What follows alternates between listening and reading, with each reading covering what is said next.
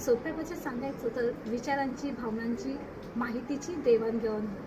संवाद ही केवळ बोलण्याची प्रक्रिया नसून एकमेकांना समजून घेण्याची कला आहे. संवाद हा कधीही एकतर्फा नसतो. त्यात बोलणारा व ऐकणारा या दोघांचाही सहभाग असतो. महत्त्वाचं म्हणजे बोलणं म्हणजे केवळ शब्द उच्चारण नव्हे, तर त्याच्यामध्ये संवादामध्ये मनाशी मनाचं नातं जोडलेलं असतं. हल्ली मोबाईलमुळे आपण एकमेकांपासून खूप दूर गेलो आहोत. त्याचप्रमाणे आपला तर जो संवाद आहे तो अतिशय कमी होत होत चाललेला आहे. त्याच्यावर मी 2 शब्द लिहिलेले आहेत. माणसाच्या गर्दीत एकटेपणा जाणवतो. माणसाच्या गर्दीत एकटेपणा जाणवतो. ओठांवर शब्द असूनही संवाद मात्र गुदमरतो. माणसाच्या गर्दीत एकटेपणा जाणवतो.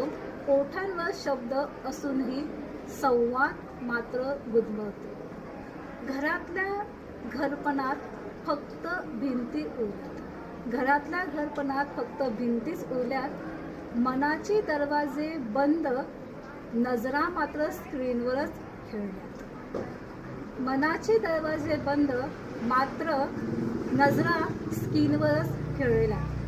स्टेटसच्या दुनियेत खऱ्या भावना विरल्यात. स्टेटसच्या दुनियेत खऱ्या भावना विरल्यात. समोरच्याच्या डोळ्यात बघून हरवून जाणं मात्र कुठेतरीच हरवलं.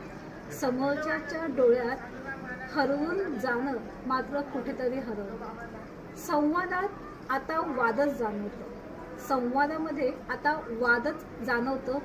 चला थोडंसं ऑफलाईन जाऊया यंत्रात आणि ऑनलाईन हातात घेऊया.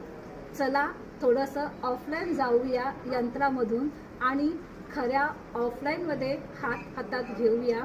थोडासा संवाद साधूया. थोडासा संवाद साधूया.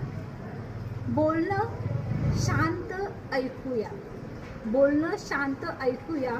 समजून घेऊ आणि समजावून सांगूया. बोलणं शांत ऐकूया. समजून घेऊ आणि समजावून सांगूया. पुन्हा थोडासा रुमानी हो जाए. पुन्हा संवाद खऱ्या अर्थाने जगूया. पुन्हा संवाद खऱ्या अर्थाने जगूया. धन्यवाद.